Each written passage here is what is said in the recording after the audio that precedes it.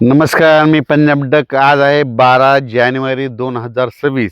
मी म्हटलं होतं ना 12 जानेवारीला आभाळ येईल, तर पाहू शकता हे आभाळ आलेलं आहे. आणि राज्यात रात्री मी म्हणलं होतं ना 11 जानेवारी बऱ्याच कोल्हापूरकडे पाऊस पडेल, तर कोल्हापूरकडे निपाणी, कोल्हापूर, बऱ्याच परिसर कवठे एकंद या ठिकाणी बऱ्याच ठिकाणी पाऊस पडला, कुठं थेंब आले. म्हणून हा अंदाज सर्व शेतकऱ्यांना लक्षात यायचा. पण आज 12 जानेवारीला काय परिस्थिती राहणार आहे, तर मग मुद्दामहून खास करून हे माझ्या शेतामधून एक लाईव्ह अंदाज देत आहे. आज आहे 12 जानेवारी 2026. आज दुपारनंतर 3च्या नंतर मात्र सांगली जिल्हा, सातारा जिल्हा, त्याच्यानंतर सांगली, सातारा, कोल्हापूर, सोलापूर, पुणे, अहिल्यानगर, संगमनेर, ओझर, पुन्हा आळेफाटा, विघ्नर कारखाना परिसर, त्याच्यानंतर बऱ्याच ठिकाणी आज दुपारनंतर 3च्या नंतर कुठं थेंब दिसतील, कुठं पाऊस पडायलेला दिसेल, म्हणून हा अंदाज लक्षात यायचा. पण त्याच्यानंतर आज मध्यरात्रीच्याला मात्र संगमनेर तालुका, अहिल्यानगर जिल्हा, आळेफाटा, जुन्नर, सिन्नर, त्याच्यानंतर कडाष्टी, बीड,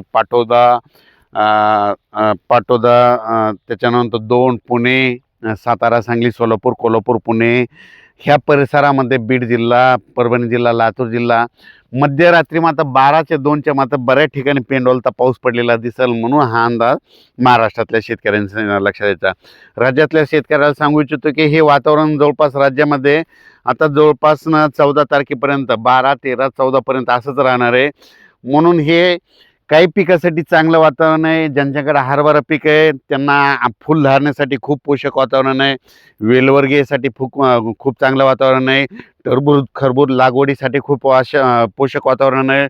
ऊस उगवण्यासाठी खूप पोषक वातावरण आहे. पण काही जणांसाठी नुकसानकारक आहे. मग ते कोणासाठी आहे? कारण की बऱ्याच शेतकऱ्याची कांदा काढणी चालू आहे, तर त्यांचा कांदा उघड्यावर पडलेला आहे, त्यांच्यासाठी नुकसानकारक आहे. कर्नाटक मंगसुळी त्या भागातील तंबाखू काढणं चालू आहे, तर त्यांच्यासाठी नुकसानकारक आहे. डाळिंब शेतकऱ्यासाठी नुकसानकारक आहे. कशामुळे? कारण की ह्या वातावरणामध्ये दिवसा देखील धुळे असते, त्याच्यामुळे त्याचं नुकसान होतं. म्हणून त्यांनी बुरशीनाशकाची फवारणी करून आणि आपल्या पिकाचं नियोजन करायचं त्यांनी त्यांचं स्वतः करावे. त्याच्यानंतर राज्यात सांगायचं झालं ते हे आता हे वातावरण पूर्व विदर्भ आणि पश्चिम विदर्भ म्हणजे ते 11 जिल्ह्यामध्ये, म्हणजे वर्धा, नागपूर, भंडारा, गोंदिया, चंद्रपूर, यवतमाळ, वाशिम, हिंगोली, अकोला, अमरावती, बुलढाणा, नांदुरा, खामगाव, मेहकर ह्या परिसरामध्ये आज दुपारच्याला सूर्यदर्शनच होणार नाही. खूप ढगाळ येईल, असं वाटतं पाऊस येईल का, फक्त तुरळक ठिकाणी थेंब येतील. विदर्भात काही पाऊस पडणार नाही, म्हणून तुरीचं काही तुमच्या नुकसान होणार नाही, म्हणून हा अंदाज सर्व शेतकऱ्यांनी लक्षात घ्यायचा. 14 तारखेच्या नंतर परत तुम्ही तूर काढू शकता.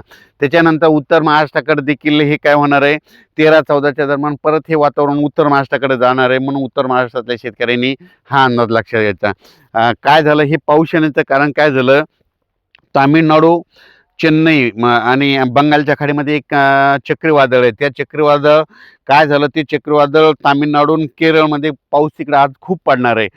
त्याचा असर काय होणार आहे, आंध्र प्रदेशला फटका बसणार आहे, कर्नाटकला बसणार आहे. त्याच्यामुळे त्याचा असर आपल्या महाराष्ट्राला बसणार आहे, म्हणून हा अंदाज सर्व शेतकऱ्यांनी लक्षात द्यायचा. त्याच्यानंतर 15 जानेवारीच्या नंतर लगेच परत वातावरण पुन्हा सुरळीत होईल, पुन्हा थंडी चालू होईल, म्हणून हे देखील सर्व शेतकऱ्यांनी लक्षात घ्यायचं.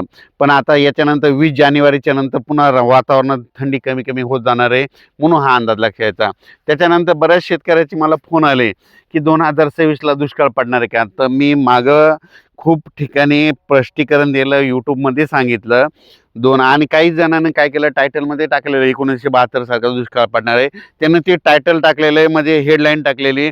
तसं काही होणार नाही. तुम्हाला सांगू इच्छितो 2026ला मात्र सरासरी इतका पाऊस पडणार आहे, जसा दरवर्षी आपल्या महाराष्ट्रात का पडतो तितकाच पडणार आहे. आणि पण पिकं मात्र चांगले येणार आहेत, त्याच्यामुळे काही चिंता करायची गरज नाही.